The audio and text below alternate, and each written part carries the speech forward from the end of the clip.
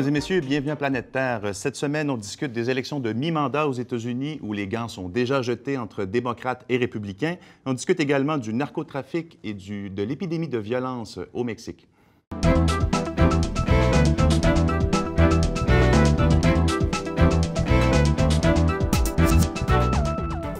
Alors, aux États-Unis, les élections de mi-mandat, les midterms, approchent. Elles n'auront lieu que le 4 novembre prochain. Ça peut sembler loin, mais la fièvre électorale est presque chronique aux États-Unis. Démocrates et républicains inondent déjà les ondes de leur publicité.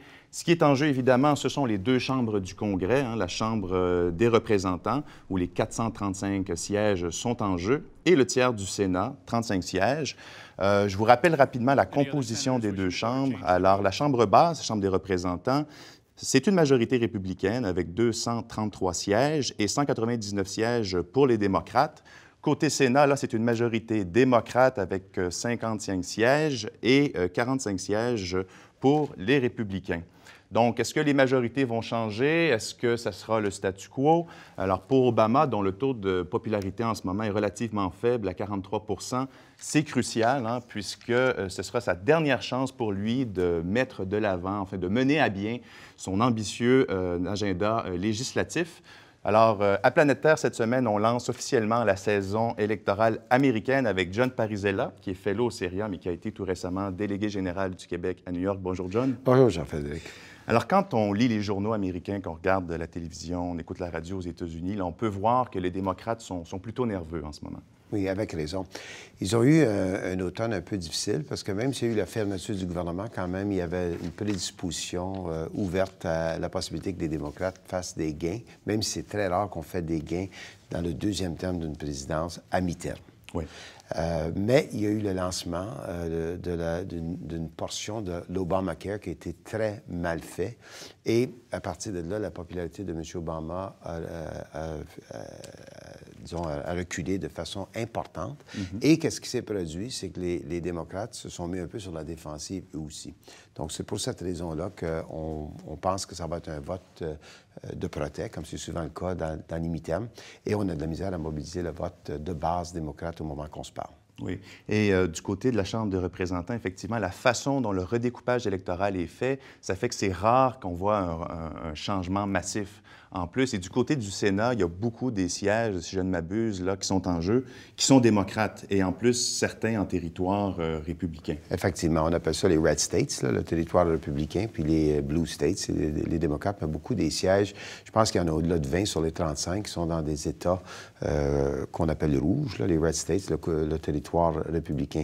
Sur la question de la Chambre des représentants, 90 % des gens, ou 85 à 90 % sont insatisfaits de la performance du Congrès, mais on réélit. On réélit la plupart des gens à l'ordre d'environ 90 %. Donc, je ne m'attends pas à beaucoup de changements.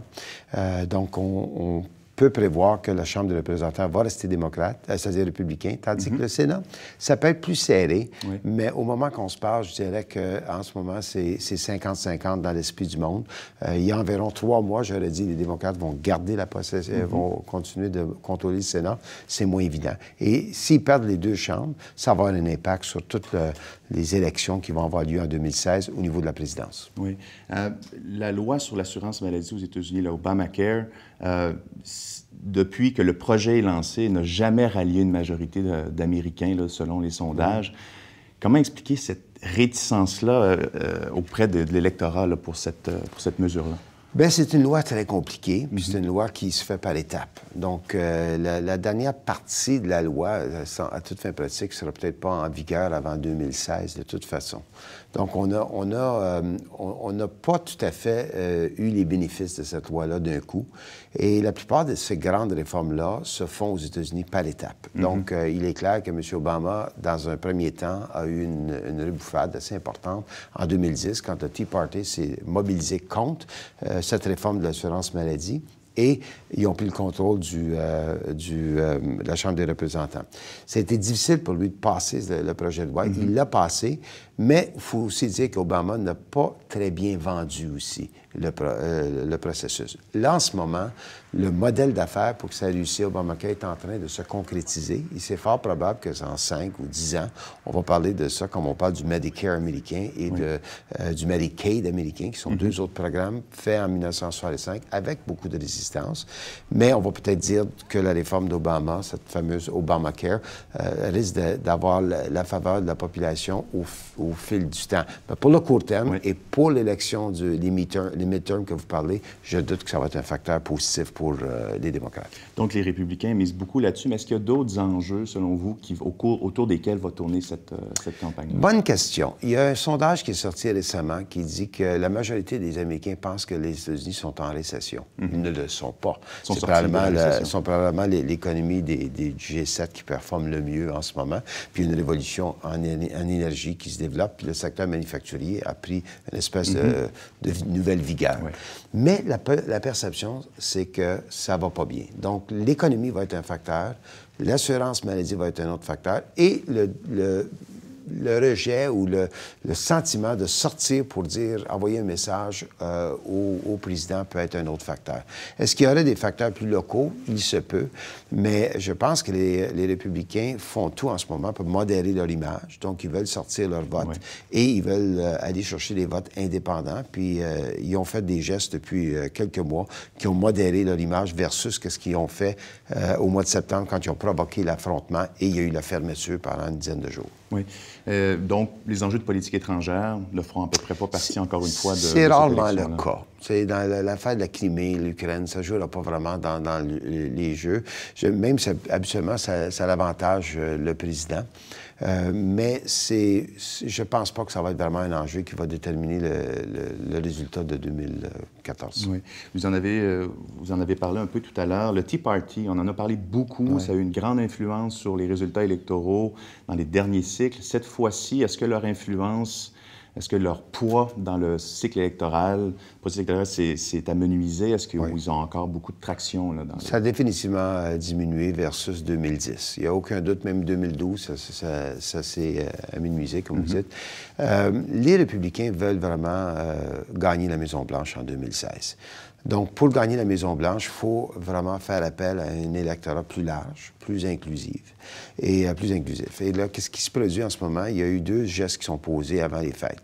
Un budget fait avec les républicains et démocrates, donc un budget de compromis. Et ça a modéré l'image des républicains. Et en même temps, ils ont fait une autre entente pour ne pas provoquer la fermeture du gouvernement en 2014. Un autre élément. Il reste la réforme de l'immigration. Il se peut que la réforme de l'immigration se fasse avant la fin du mandat Obama, mais pas avant les élections, parce que là, ça donnerait une victoire aux démocrates. Donc, pour le moment, attendez-vous le pari, c'est qu'ils vont faire des gains. Et après après ce midterm, là, ils vont se concentrer sur 2016. Et je prévois qu'il va y avoir une réforme d'immigration qui va se faire, et les républicains le font pour aller chercher du vote hispanique. OK. Donc, Obama pourrait, même s'il perdait, encore une fois, il ne regagnait pas la Chambre, pourrait aller de l'avant avec sa réforme. Oui, et ça va sauver un peu sa présidence sur le plan des accomplissements historiques. Mais le facteur, quand même, qui reste, que si M. Obama termine son terme avec une chute de popularité, comme on a vu depuis quelque temps, et ça s'est produit dans le cas de M. Bush en 2007-2008, ça peut avoir un impact sur le candidat, ou dans ce cas ici, la candidate, Mme Clinton, qui semble être...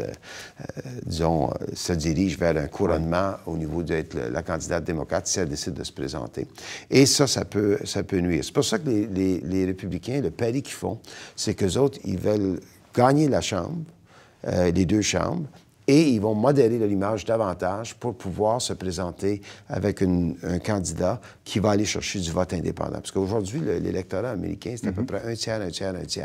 Et donc, le vote indépendant devient bien important, mais le vote indépendant est beaucoup plus modéré que les républicains et en ce moment. Donc, les républicains ont besoin de s'en tourner, ou du moins de venir vers le centre, chose qui n'a pas été très évidente depuis plusieurs années. Là, les midterms, évidemment, c'est législatif, c'est au niveau local, beaucoup que ça se joue, mais quand même, est-ce qu'il y a une figure républicaine, et on peut penser aussi pour 2016 également, est-ce qu'il y a une figure républicaine qui émerge ou des figures républicaines qui émergent? Il y en a qui émergent dans les sondages. Il y a le cas de Rand Paul, qui est un libertarien. Oui. Rand Paul va être un candidat sérieux, mais je doute qu'il puisse être le candidat à la fin de la partie. Après ça, il y a le candidat Ted Cruz, qui est vraiment le chouchou du Tea Party, mais lui, sa popularité est un peu en chute. Et je pense que le Tea Party, au bout de la ligne, n'arrivera pas à prendre le contrôle du parti. Ils sont, comme on dit, en baisse de popularité. Donc, ça va être quelqu'un modéré. Le candidat qui était le plus qui était mentionné le plus souvent, c'était Chris Christie, le gouverneur du New Jersey. Mais là, il fait face à un scandale qui vient de l'automne passé, qui le fait très mal paraître, et je doute qu'il va avoir la capacité de se reprendre. Donc, la personne à surveiller, qui n'est pas sur le radar de beaucoup de monde en ce moment, c'est Jeb Bush. Oui, un autre Bush. Mais il va y avoir un autre Clinton, possiblement. Donc, les Américains, ça n'a pas l'air à les scandaliser ou les gêner. D'avoir des dynasties comme ça, ou presque et dans le cas de Bush, c'est un modéré. Il est davantage vu comme un gouverneur plus modéré en Floride que son frère l'était au Texas. Donc, moi, je pense qu'on va avoir un 2016 fort intéressant et honnêtement, ça commence cet automne, en 2014. Oui, c'est ça. La campagne électorale est presque permanente aux États-Unis. Alors, on aura, maintenant que la saison électorale est lancée, on aura certainement l'occasion d'en reparler avant le 4 novembre prochain. John Parisella, merci beaucoup. Ça fait plaisir. Merci beaucoup.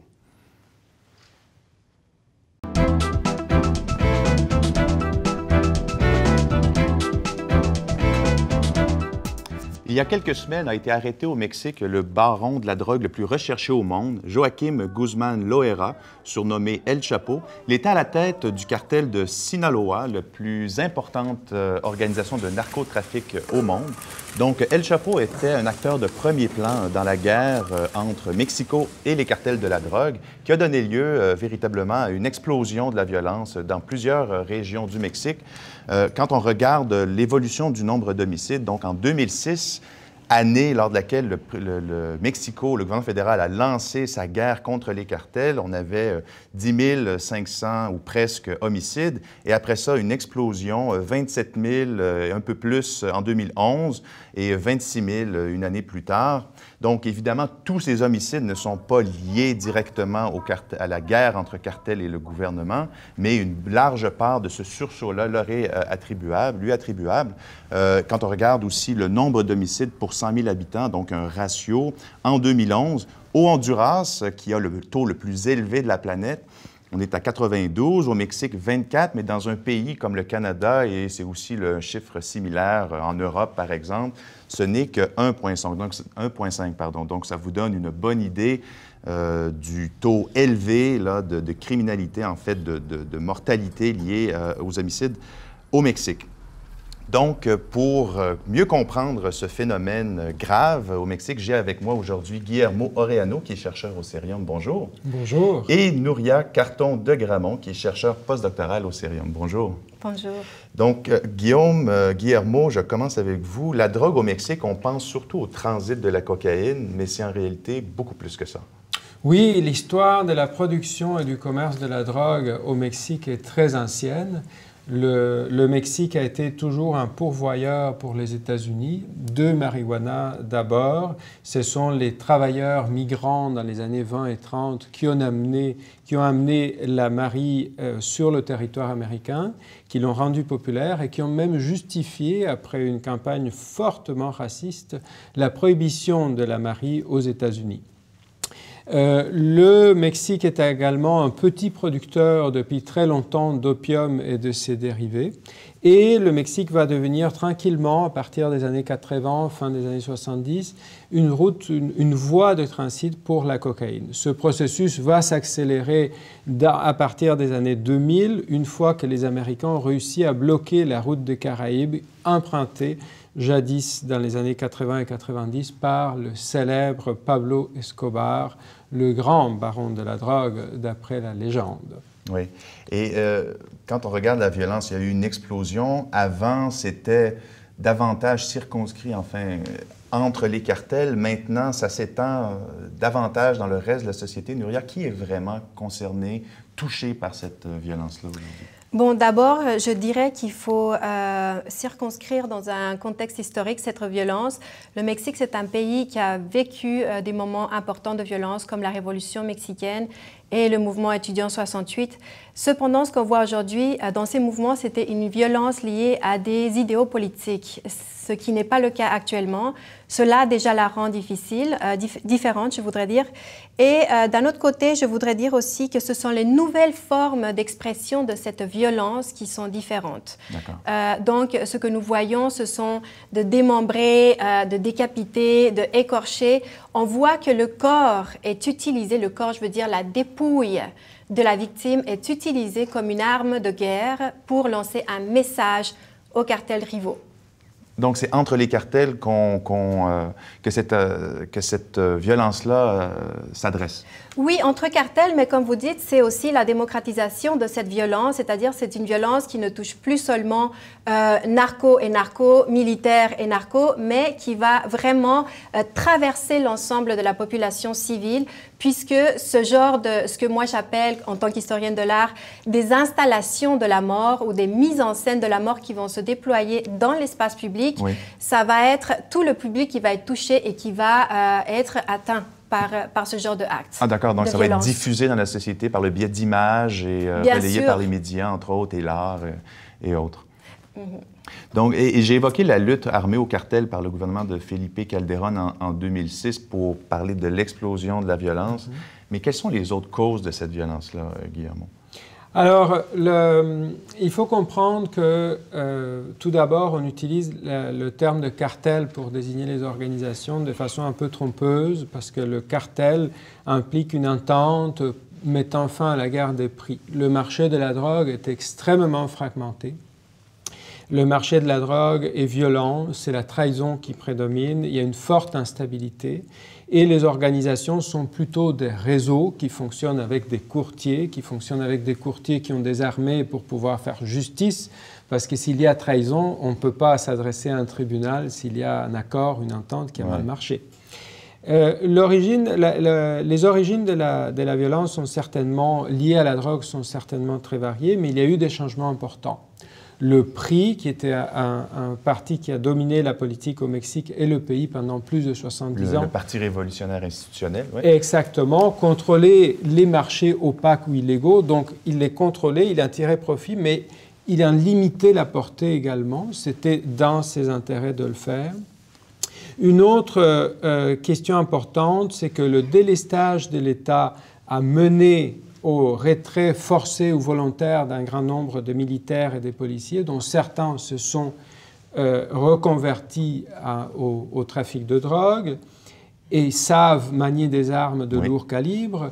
Et il y a aussi également le fait que c'est extrêmement facile d'importer des armes des États-Unis, un problème que les autorités américaines ont reconnu. Vous avez là un cocktail mortel en termes de violence liée à la drogue. Oui.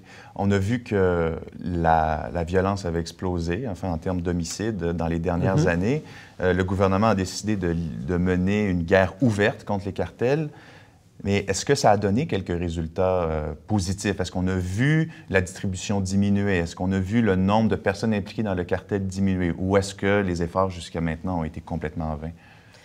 Je dirais qu'il y a des efforts qui se sont faits, qui bien évidemment ont mené sur des résultats, notamment l'initiative Mérida qui a été signée en 2007 entre les États-Unis et le Mexique. C'était une initiative qui apportait de l'argent surtout pour moderniser la structure militaire du Mexique. Donc, dans ce sens, il y a eu beaucoup de possibilités d'amélioration. Mais en même temps, il faut comprendre qu'il y a un défi important. On a pensé qu'en coupant la tête des cartels, c'est-à-dire en voyant la structure des cartels comme une pyramide dans laquelle, si on coupait la tête, la pyramide allait d'une certaine façon perdre du pouvoir et dans ce sens, on allait gagner du terrain. Je pense que 6 ans après cette tactique, on commence à se rendre compte que, en fait, la morphologie des cartels est bien plus complexe que ça. Elle fonctionne plutôt comme un réseau avec plusieurs nœuds qui sont susceptibles de devenir centrales. Donc, on voit une extrême mobilité dynamique des cartels pour pouvoir reprendre le pouvoir. Et je pense que c'est à l'État justement de prendre ce défi, j'ai mon mot en espagnol, ce défi, voilà, et puis de pouvoir améliorer aussi avec des programmes sociaux sur place. D'accord. Faut-il dire également que la situation est très complexe parce qu'il y a des données, des dimensions que les autorités mexicaines ne contrôlent pas. Lesquelles? Par exemple, les politiques prohibitionnistes. C'est-à-dire, c'est la prohibition qui rend si profitable la cocaïne, qui est un produit extrêmement bon marché.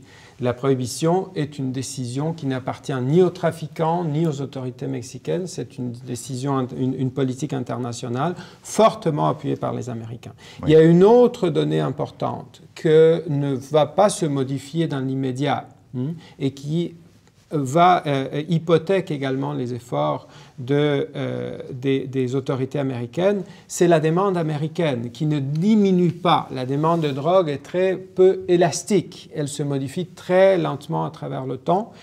Et c'est le principal client des bien sûr, parce que la cocaïne vers l'Europe suit d'autres chemins, ne passe pas nécessairement par le Mexique.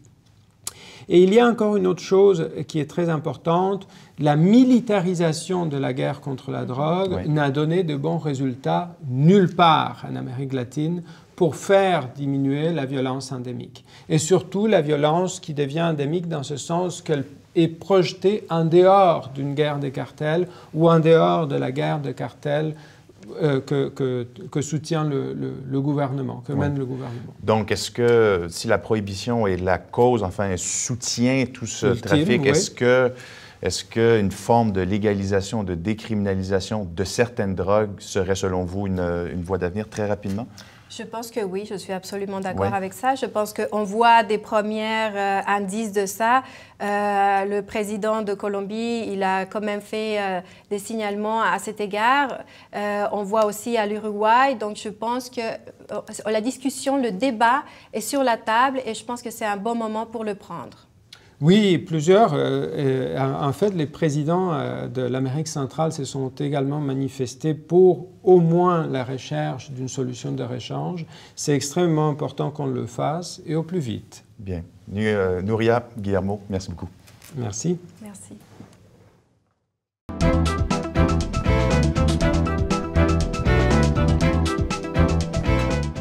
Alors, c'est le segment hors champ. C'est maintenant le temps de nous surprendre avec vos informations méconnues. Je commence avec vous, Nuria. Merci beaucoup. Moi, je voudrais adresser un problème, un phénomène qui prend de l'ampleur de plus en plus aujourd'hui au Mexique. Et je dirais même que c'est un phénomène transnational. On l'appelle la narcoculture. Narcocultura en espagnol, et c'est une culture populaire qui se caractérise parce que va glorifier, exalter, sublimer les valeurs et les modes de vie des narcotrafiquants. Donc, c'est une culture qui va se manifester, par exemple, dans la musique, c'est le plus commun avec les narcocorridos, mais également avec le cinéma, avec la littérature, avec les soap operas. Et c'est une industrie... Ils sont très populaires au Mexique. Ils sont très populaires au Mexique, mais et ailleurs, voilà. Donc, ils sont très populaires également aux États-Unis, par exemple, et en Colombie, dans la Centramérique. Donc, comme je dis, c'est un phénomène qui se globalise de plus en plus. C'est surtout des valeurs qui poussent comme la réussite sociale, justement l'argent facile, le machisme et bien évidemment le goût pour la violence. Il faut comprendre que dans un contexte de pauvreté extrême dans le Mexique, les narcotrafiquants sont devenus les nouveaux zéros sociaux. Donc, bien évidemment, c'est une culture qui va être très attrayante pour les jeunes puisque les narcotrafics devient maintenant le modèle à suivre et puis la narcoculture va justement reprendre ce genre de modèle. Et la narcoculture va de pair avec, si on veut, la violence qui a accompagné, dont on vient de parler, qui a accompagné la lutte au narcotrafic? Bien évidemment, je pense que la violence fait partie de cette culture. Donc, elle va exalter la violence, elle va la banaliser. Et moi, je dirais que aussi, il faut comprendre ce phénomène parce que c'est une culture qui est très choquante, qui peut être très choquante et que, ironiquement, se passe justement justement dans les États, elle est plus présente dans les États où cette violence est beaucoup plus présente. Justement, c'est une forme de collectif, d'une certaine façon, d'exalter, de glorifier cette violence. Voilà. Bien. Guillermo. Alors, j'aimerais juste dire un petit mot à tous les étudiants. Je suis sûr qu'il y a beaucoup de téléspectateurs qui étudient l'espagnol. Ils sont certainement surpris par l'énorme variété des insultes et des gros mots en Amérique latine. Ça change énormément. Il y en a autant qu'au Québec? Oh, il y en a plus, je dirais. Bon. Et pourquoi? Parce que des mots qui sont absolument inoffensifs, des mots de la vie courante, dans un pays, vont être des insultes et des gros mots absolument épouvantables dans un autre. Donc, il faut faire vraiment très attention. Et comme tout étudiant d'une langue étrangère, la première chose que l'on étudie, ce sont des insultes, bien sûr. On veut au moins savoir la base de la base. Ne serait-ce que pour savoir quand est-ce qu'on se fait insulter. Exactement.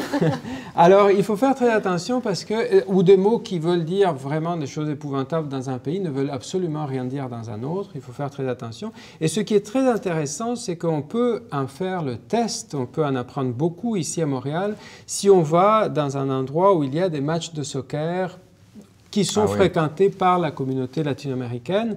On peut entendre des insultes très, très différentes de part et d'autre. Et surtout, ça va être une occasion en or. Maintenant, les matchs pendant la Coupe du Monde, il faut juste aller dans un bar, une taverne où se réunissent les latino-américains pour en apprécier toute la saveur de ces insultes qui sont très différentes d'un pays à l'autre et extrêmement nombreuses. Il y a une variété, mais absolument abracadabra. Bien, alors on invite les téléspectateurs à se rendre là parce que je ne veux pas vous demander d'en nommer quelques-uns ici Ah non, j'en en donnerai studio pas quand même. Non. Guillermo Arellano, Nouria Carton de Garmon, merci beaucoup d'avoir été avec nous. Et merci également à vous, mesdames et messieurs, d'avoir été à nouveau avec nous à Planète Terre. Et on se retrouve comme d'habitude la semaine prochaine sur le site du Cérium et du Devoir dès mardi et mercredi à 21h au Canal Savoir et sur Twitter avec le mot-clic PTER. Merci, à la semaine prochaine.